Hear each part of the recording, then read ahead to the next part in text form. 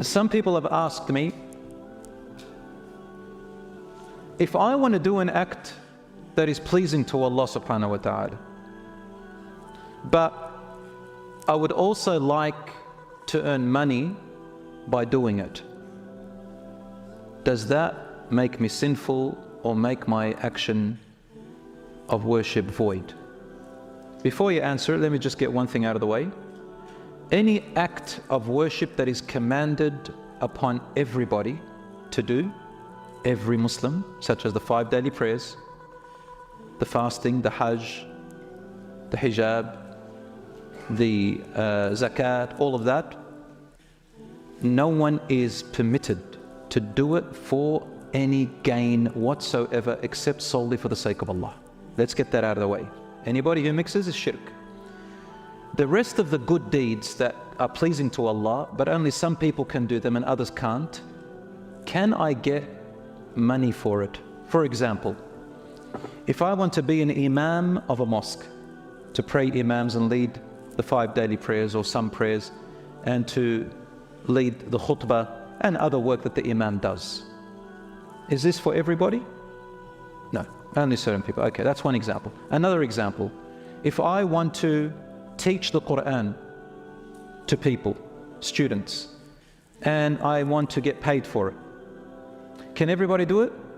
Not everybody. No, it's not compulsory upon everybody to teach the Quran, and not everybody can do it. Some people can do it, but they say, I would like to be paid to teach the Quran. Or I would like to be paid in order to teach Islamic studies. Or I want to be paid in order to give a lecture on stage. Or I would like to be paid in order to give a ruqya. You know, ruqya, spiritual healing. You recite Quran for someone who is sick or ill. Or I get paid to do Hajj, or I do Hajj, I get paid to do Hajj. All these actions, actually the Hajj one, I'll fix it up. I've already done my Hajj, but I want to do Hajj for someone else, but you know, pay me for my efforts of going to Hajj. All these actions that I just mentioned, do you think they void the act of worship there? Or is it permissible to earn money for it? So obviously, there is a slight difference of opinion on some of them among the scholars, but the majority and the correct view is that you can. It's permissible. However, they made a formula. This is the formula. They said, and learn this principle, brothers and sisters, Man hajja liya'khudh lam yajuz.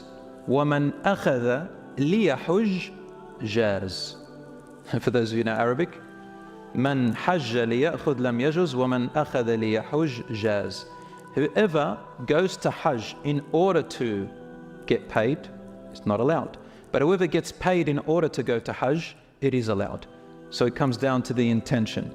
So if I'm teaching Quran and I need to be paid for my time in order to teach the Quran, then it's halal. If I want to be the imam of a mosque and I get paid in order to make myself available and come and pray at the mosque imam and so on, then it's allowed. If I want to get paid in order to give ruqya, I'm allowed. And here is some evidence. The hadith is in Sahih al-Bukhari 5737. There was a group of companions who went along the way, and they arrived at a tribe and they were bad to them, and they said to them, give us some food or whatever, and they said no. And then their chief he got stung by a scorpion or a snake. And they said to them, do you have any kind of spiritual medication? So they gave him medication, of course, and they also believed in a spiritual healing. And we know that in Islam there is ruqya. You give medication and you say, Bismillah, Allahumma anta shafi la shifa illa shifa'uk shifa'an la yughadiru saqama, or you recite al-Fatiha. So they said to these companions, do you have any among you who knows any ruqya, spiritual healing the Prophet ﷺ taught you? And then the companion, his name was Abu Sa'id al-Khudri radiallahu anhu. He said, you guys treated us bad, so we're not going to give you a ruqya unless you pay us for it. So they said, all right. So he recited al-Fatiha along with the medication for that chief, and the chief became better after a few days. And what they did was they gave him a flock of sheep.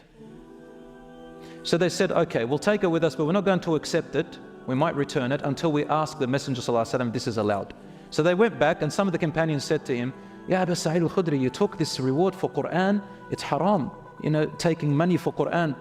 So they went to the Prophet ﷺ and they said to them what happened, and he said to them, Subhanallah, how did you know that Surah Al-Fatiha is a ruqya?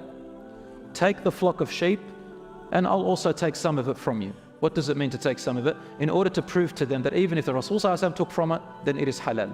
In another version, he said, you are most entitled to take wages from doing a ruqya with Allah's book.